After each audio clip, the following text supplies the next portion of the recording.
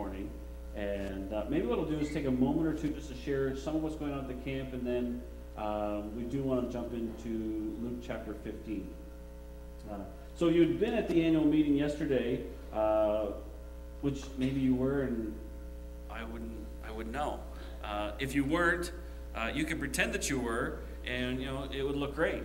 I do understand they had a good meeting. I spoke with the chair of our board late in the day yesterday, just to get a little bit of an update. But I'm not going to go through everything that they would go through in a business meeting, because this isn't really the time or the place. But a few of the things that we were very excited as we were pulling together the information for the meeting. First thing that you probably would anticipate, but it's always good to be able to circle back and just get a sense on what's been going on, because as you remember, in 2009 we relocated to the new site. And the vision for the new site was to have a year-round ministry that wasn't simply reaching children, but was reaching all ages and from all walks of life. And last year alone, we had 742 campers come through our summer camps. That's a 119% increase since we first relocated. We've seen almost 2,500 campers come through our summer camps these first 3 years of operation. We've also seen numerous groups come through. We had 41 groups rent the facilities last year. Of those 41, half of them were coming from church or faith-based groups, and the other were coming from community groups. So we have a number of school groups that come out and spend a day, 2 or 3 in the month of June, and then again in the month of September. We have all sorts of programs that come through, and it's just been fantastic to see some of what's been going on. For example, the other Ben Trites. Actually, I guess I'm the other Ben Trites today, Ben. This is your home. But Ben shared, one of those groups would have been the 30-hour famine, and to see, over 100 young people gather together and say, we're not going to eat anything for 30 hours. And then I didn't even realize, Ben, that you guys were doing some service projects. I was busy Friday working on getting the meeting ready and taking care of charity at the house. Didn't even know, and so that's great. But it's just been fantastic. Now, some of the things that we get real excited about, we love to see people at the camp. We love to see all sorts of groups at the camp. But we didn't build the camp just to have people go through the camp. We built the camp as a ministry. And last year, and I think you've probably heard me say this before, because I believe we'll only ever get but a snapshot of the impact of a ministry. I don't think that we'll ever fully know the depth of the life change that takes place. But we know, because we've spoken with 95 campers who took a first step in a faith relationship with Jesus. Then we had another 112 who recommitted their life through a next step, who sat in on one of the camps and realized, I need to take some sort of action in my life. We baptized. Now, this is a little unusual. This doesn't normally happen at camp. But we baptized 11 campers the last week of the summer. And it was really quite extraordinary. We had a young fellow who had been at our senior high camp the previous summer and really felt that his next step in his faith journey was baptism. And so he got ready to go home to his home church and was just on the cusp of talking with his pastor about getting baptized. And his pastor, through a series of circumstances, ended up leaving the church. And so all of a sudden he started into September and thought, okay, I don't have a pastor. I don't know who I'm supposed to talk to. And so for the whole year, felt that he was supposed to be baptized, but didn't know how he was going to do it. So as he's getting ready to go to camp, he said to his mom, Mom, you probably should be ready. I'm going to talk to Ben about getting baptized when I'm at camp. So the mom called me and gave me a little bit of a heads up. And so lo and behold, that week, he sat down with his counselor, and his counselor and I sat down with him. And as we were working through some of the process for baptism, the speaker, who is a pastor here in Canada, said to me, Ben, do you think there might be anybody else? I said, I don't know. So well, I think we should at least make it known. I'm like, all right, as long as we're not, this sounds terrible. As long as we're not pushing them to get baptized. And he said, "Ben, I'm not interested." I'm good, because I'm not saying I don't want them to be baptized. I just want them. Anyways, lo and behold, 11 kids. We invited their families to come out. We invited some of the people from the churches. One of the young fellows, his whole youth group came out, and we went down on the lake, and I stood in the mud, and the speaker stood in the mud, and had these 11 kids baptized. It was really quite extraordinary. We've just been thrilled with what's been going on. We're looking forward to what's coming in a very few short months. And we're already in the midst of gearing up for another summer season, and are in the process of recruiting staff, and in the process of promoting camp to campers. And I'll say this, because I suspect this is going to be true for some of you. You probably don't have little ones in the house right now. Maybe it's been a few years since you had little ones in the house. I am continually encouraged by how grandparents are stepping up and saying, "I want to make sure that my granddaughter or my grandson get to camp this summer. How can I do that?" And so you may not have little ones in the house, but that doesn't mean that you don't have little ones in your life. And we would certainly encourage you to hand them a brochure, invite them to camp. The best way for somebody to get to camp is when somebody invites them to go to camp. And we're just really looking forward to what the Lord has in store. And so maybe now, unless you have questions, we don't normally take questions on a Sunday morning. I started doing this at a couple of our churches this winter. I spoke at Faith Baptist over in Lower Sackville. It was one of those Sundays where it just dumped snow. There were only a few of us that got into the service. And so we kept it really casual. And I said, "Does anybody have any questions?" Nobody ever gets asked me questions. And it was a lot of fun. And so I did it the next Sunday. I was at Mulgrave Park and had a chance to, and I did it the next Sunday. And I'll probably eventually have to stop doing it because somebody's going to say this really isn't a Q&A session. But any questions? I'll give you like 2, maybe 3, unless it's, really hard. Particularly because you're not going to be able to shake my hand today. If you don't have a question, that's all right too. One question I have. Oh, yep. What's it like to live at the camp? Good question, Terry. So some of you may not know, but we, my family and I, we moved to the camp. We moved on site last March. So it's been just a little more than a year. Well, it's quite a privilege. I mean, to live in an area like we live here in Halifax, we're surrounded by water. You either get the ocean or the lake. We happen to get both. And we just love being at the camp. We love being able to walk down on a Friday evening and see all of these kids doing all their activities. And most of the time they completely ignore me. They don't treat me any different than they treat most of you folks. Unless they need something from me, they couldn't be bothered with me one bit. But it's a lot of fun. It's really neat to see how many people are coming and going.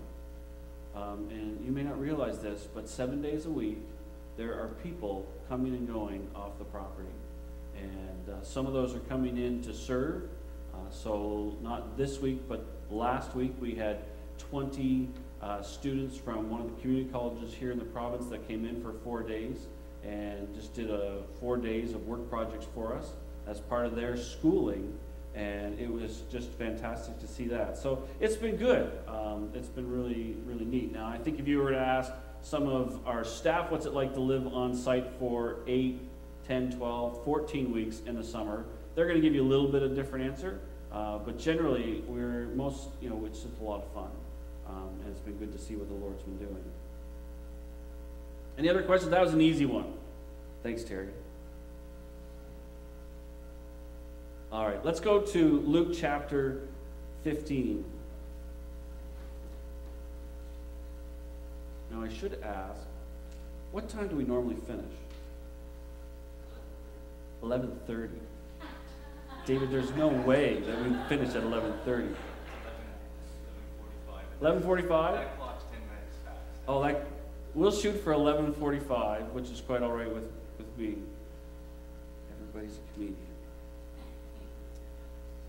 So, I'm from Moncton, New Brunswick. Grew up in Moncton, served at our local camp just outside Moncton, and went home for Christmas this year. to spend Christmas with Mom and Dad. And one evening, the girls were playing with the cousins, and Charity was visiting with my sisters. And so Dad and I were down watching some television, and I wasn't really paying much attention to what Dad watches because he doesn't normally watch anything that I want to watch. But he said, "You really should watch this show. It is quite funny." And I thought, okay, well, what is the show? And he went on to tell me, well, it's this show about this family that lived down in Louisiana. And they're just ridiculous. And I thought, okay, well, what's the show called? Well, the show's called Duck Dynasty. I'm like, oh, Dad, I'm not watching this. Like, this isn't really something that I would normally... No, Ben, you just got to watch it. And so I watched this episode, and it was about, these two older gentlemen who I didn't know who they were, but two older gentlemen who were, dressed up like Santa Claus and visiting the church and doing all sorts of ridiculous things to these poor children that were having some sort of a Christmas party. And I watched that episode with Dad and thought, okay, that's kind of strange, but I can put up with it. He said, well, let's watch another one. So I watched the second one. I have to tell you, by the end of the second one, I was hooked. This family, and some of you have probably watched this show. I mean, there are a lot of us watching it right now. It's one of the highest rated television shows on A&E, and it's just absolutely foolish. And it's this, family that build duck calls and have made millions of dollars. And they're just kind of profiling this family. Well, I was watching an episode earlier this winter, and the episode started with one of the dads coming into the house, and he's hollering. And he's calling out to one of the boys, and he's, I want you down here now. And the mom's like, what is going on? Well, you'll never guess what happened. Well, what do you mean? He boarded my truck last night, and he didn't even bring it back with any gas. I can't even drive my truck to work this morning. And so he's sitting there, and the boy comes down and says, so you board the truck? Yeah, don't have a problem boarding my truck, but you need to bring it back with gas. He said, oh, yeah, okay. And he said, here's what's going to happen. Your mom's agreed to take me to work so that you can stay home, figure out how you're going to get gas. You can walk, you can bike, you can call a friend. It doesn't really matter to me. I want my truck to be gassed up by the time I get home from the end of the day.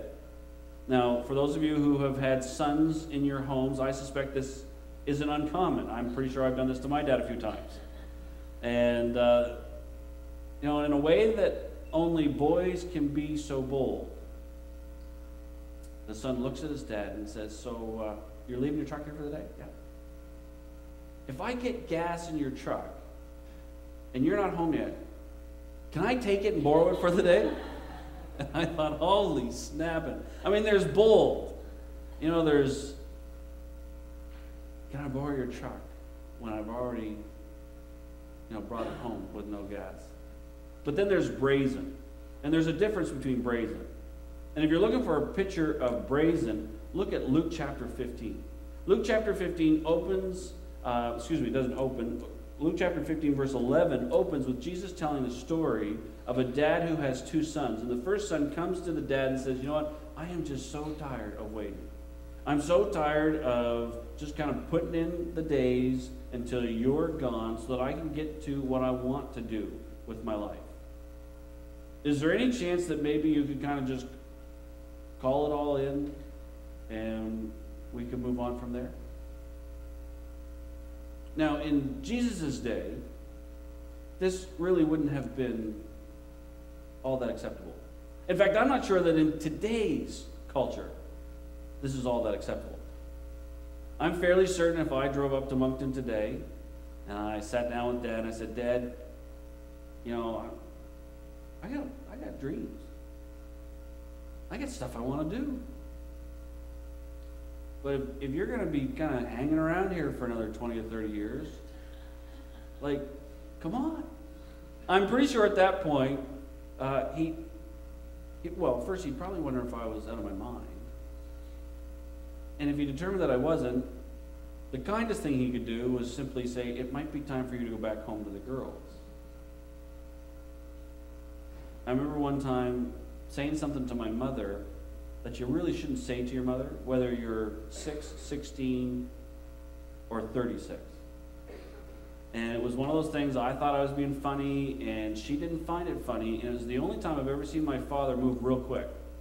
And he just sat up, And he was in his recliner, and he sat up, and he looked at me, and he said, just so we're clear, I married her before she was ever your mother. And if you're going to speak to her that way, you and I are going to have trouble. And I realized, boys, I had spoken out of turn and apologized, and then we moved on from that. But in Jesus' day, if a son were to come to a father with such a brazen, disrespectful request, it would have been expected that he would have simply grabbed the boy and thrown him, not just out of the house, but out of the estate. Washed his hands clean of the whole matter. It was unheard of. You see, in order for the father to divide up an estate, he would literally relinquish his rights and privileges and standing in his community.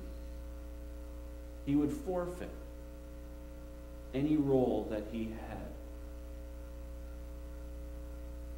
And so Jesus tells how the son came and made the request, and then beyond comprehension, how the father yields, divides his inheritance. And we know that the father would have divided his inheritance into three. The Old Testament tells us that the eldest son would have a double portion of the estate, and so 2/3 would have been set aside for the older son. 1/3 was given to the younger son. And, well, you know how it works. When it costs you nothing to get it, it takes no time to lose it. And so this son was gone, and he spent all of his money. And eventually, tough times hit. And what was he going to do? He had no place to go. He had nobody in his life. And so he started to employ himself out to anybody who would hire him. And in verse 17, we read that when he came to his senses, he said to himself, my father's hired servants have food to spare, and here I am starving to death. I will set out and go back to my father and say to him, Father, I've sinned against heaven and against you. I'm no longer worthy to be called your son. Make me like one of your hired servants. So he got up and went to his father. Now, unknown to him, his father has been grieving the loss of the son. And each morning he wakes up and he looks out over the horizon, scanning, just wondering, is there any chance that today will be the day that my boy will come home? One of the things that the longer we do what we do out of the camp, that I that plants inside my heart deeper and deeper, is this heartbeat that the Father has for his kids. And I don't think it would take any of us but moments to look around, whether it's our own lives or our community or our country or the world, to see that there are a lot of hurting, scared, lost sons and daughters. And if the Lord would use the ministry of the camp to be a safe place for any of those lost sons and daughters, whether they're lost sons and daughters that may stand this tall, or let's not fool ourselves, it's not like you graduate from high school and you don't feel lost, scared, or alone. And the longer we do what we do, the more I am convinced that this message, the message that's contained in the person of Jesus Christ, changes everything. Doesn't mean it goes away and it's easier. Doesn't mean that there are no problems. Doesn't mean there's no heartache or struggle. But there is hope. There is peace. There is forgiveness and life in this story of Jesus. And there are people that we will come in contact with this week who are desperate for hope, forgiveness, and life. Here we have a son who's desperate. And in his desperation, he makes his way back home to the father, unknowing to him the father is on the deck scanning the horizon. When the father sees the son for the second time in this story, the original audience would have been probably a little angry with Jesus. You see, as the Father sees the Son, do you remember, what does he do? He runs. Now, in today's culture, that's not a big deal. In fact, as I was driving up Quinpool, I saw a guy, probably a little younger than I am, running up, going for a morning jog. As I drove up Herring Cove, Ketch Harbor Road, I saw all sorts of people running. I suspect there's probably a soccer game going on somewhere in the city today. There's probably a football game. I think I saw Rachel playing some rugby over the weekend. We run all the time. Some of us probably should run more than we do. But in Jesus' day, if you were a man of noble standing, it was dishonorable to run. It was embarrassing not only to you, but to your family and your community.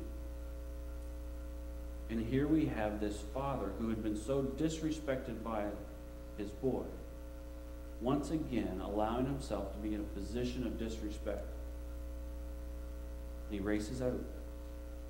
And the boy starts the spiel. He'd been rehearsing it for days.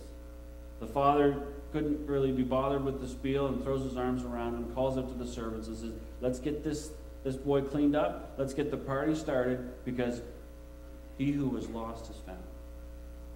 He who is dead is alive. And we've heard this story so many times that, it becomes a nice story to us. Hopefully, as we hear it, we're somewhat mindful of the fact that we have been like the lost son at some time or another in our lives. Just this blatant disregard, this outright disrespect towards the Father, a desire to do it our own way, and throw out any of the consequences. We're just going to do it, and then all of a sudden we come to our senses and realize, you know what? God has never been anything but good to me, and I don't deserve his goodness, but once again I will call out to his mercy. And 1 John 1:9 tells us that he will be faithful. But you see, I think we need to be mindful of the fact that this isn't just the story of one son. Luke chapter 15, verse 11 opens up and he tells us, Jesus continued, there was a man who had 2 sons. And we often fixate on the younger son, but in verse 25, this is what we read about the older son. Meanwhile, the older son was in the field. When he came near the house, he heard the music and dancing, so he called to one of the servants and asked him, what's going on? Well, your brother has come home, and your father has killed the fattened calf because he has him back safe and sound. Verse 28, the older brother became angry and refused to go in, so his father went out and pleaded with him, but he answered his father, look, all of these years I've done everything you've asked and more. I've never let you down. I've never had a bad day. I've never done, all my life I have served you. And what did I get for it? You take this younger brother back. Don't you have any idea what that looks like?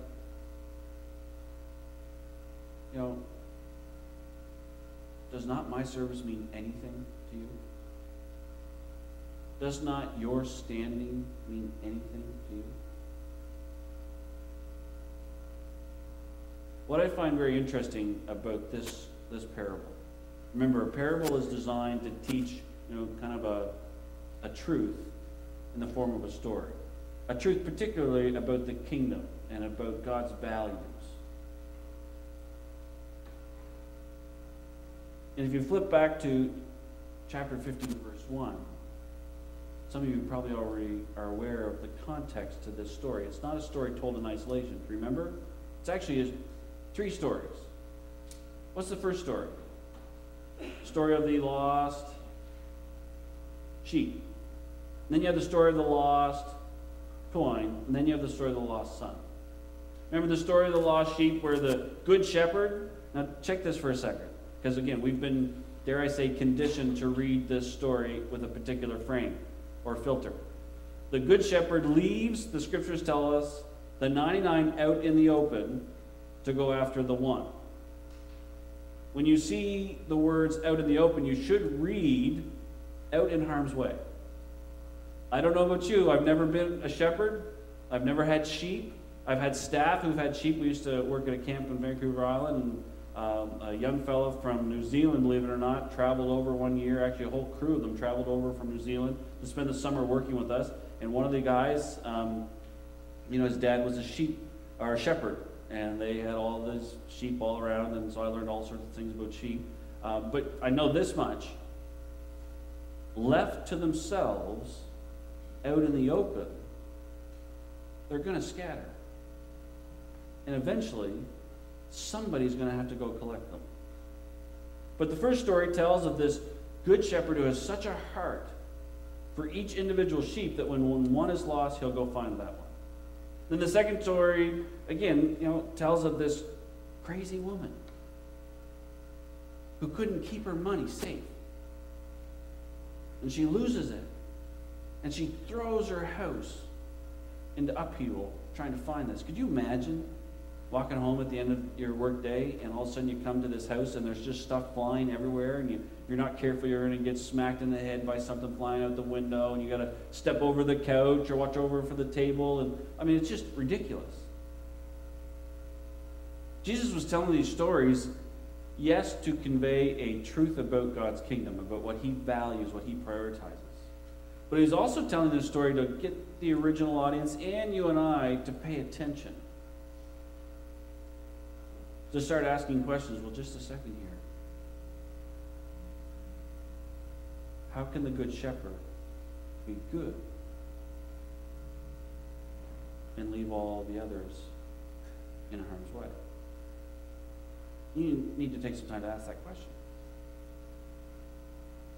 What is the lesson to learn from this lady who just throws her house into upheaval? What's the lesson to learn from this father? A good father who not just once in this story chases after one of his sons, but twice chases after one of his sons. What I find most interesting is the second time he goes after one of the sons, we don't know how it ends. The story ends with the two standing toe-to-toe and no sense of resolution. And I wonder sometimes if that isn't in part because of what happens in chapter 15, verse 1. This is how all the stories begin. Now the tax collectors and sinners were all gathering around to hear Jesus, but the Pharisees and the teachers of the law muttered, "This man welcomes sinners."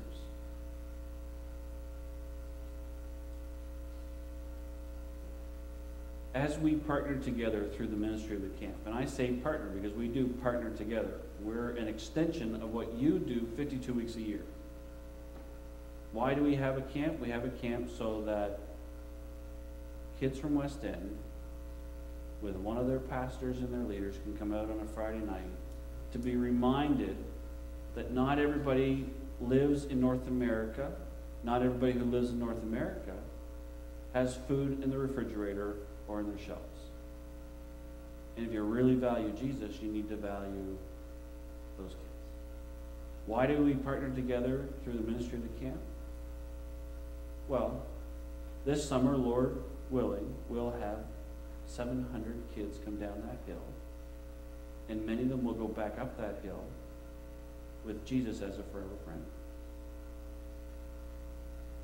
Lord willing, some of them will come down that hill and spend 3 weeks learning to be a servant leader through our core training program and come up the hill ready to serve, not just when it's convenient, not just when you want to, but when you have opportunity to.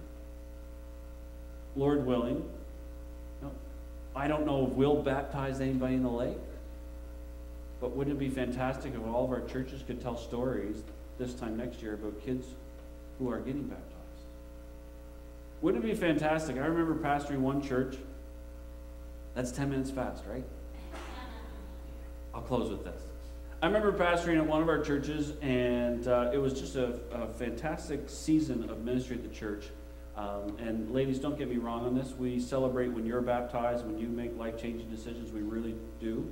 But there were a whole slew of men who were making significant faith decisions. And one of the times, one of the dads got up, and he was in the baptismal tank, and he was getting dunked. Maybe that's disrespectful. Sorry. He was getting baptized, and our lead pastor gave him an opportunity to share a little of his story. And he said, well, I got to tell you, my story started with my daughter, who was 6, being invited to go to the church's children's program. And she went to the children's program and had a blast. And the mom one night picked her up from the children's program, and one of the ladies said, well, would you like to join me for church on Sunday?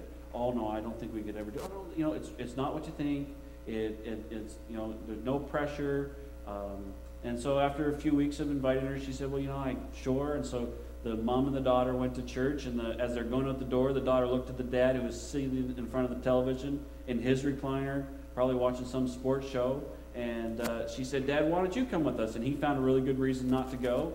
He did that for 3 months. Every Sunday morning she would ask him, and for 3 months he could come up with a legitimate excuse as to why he couldn't. 3 months and a Sunday, he couldn't think of one, and he was trapped. So he came that Sunday, and that was the beginning for him. And I just thought, man, Lord. My prayer has been that there would be a young one who would go to camp, who would go up that hill, who would have a dad on a Sunday morning seated in a recliner, and they would say, Dad, would you come to church with me? Or maybe it's Mom. Mom, would you come to church with me? Or maybe it's a brother or a sister or a grandparent. Can I tell you about what Jesus is doing in my heart? Because our faith is a faith that believes you don't have to have it all together to talk about what Jesus is doing in your life. And we're seeing that time and time again out at the camp. I see in myself some of the younger brother. I see in myself more of the older brother than I'm really ready to admit. But I don't want to stand toe-to-toe with the Father. I want to be close to the Father. I want to have values that mimic His values. Values that say everybody matters. Everybody matters. There isn't one who He would write off. There isn't one that He would kind of cross off His list as to say, well, you know what? They don't really seem to be a good fit in my family. Let's pray, and then I'm not sure, actually I should have looked to see, I assume we have some sort of a response. So I'll just have a word of prayer, and then I'll hand it back over to Nolan. Father, thanks for the kids that gathered around camp on Friday night, but not just those, but for those across the country who will participate in the 30-hour family this spring. Father, we pray that it would not only raise money, but heighten awareness, and not only in the lives of those that participate, but in their families and in their congregations. Father, we believe that you value each and every one. We believe that because you value each and every one, we are to be concerned with each and every one. And we don't have to go halfway around the world to see the need. We pray today that if there are needs in this community, that you would give us eyes to see, that you would plant your heart in our heart. And when we have a loss of our senses, when we begin to act selfishly, when we begin to think that somehow the good that we have done merits some sort of special favor with you, I pray that you would bring us to a place where we would yield. We don't want to be like the teachers of the law and the Pharisees that day who sat around pointing fingers. So we just pray all this in your name, Jesus.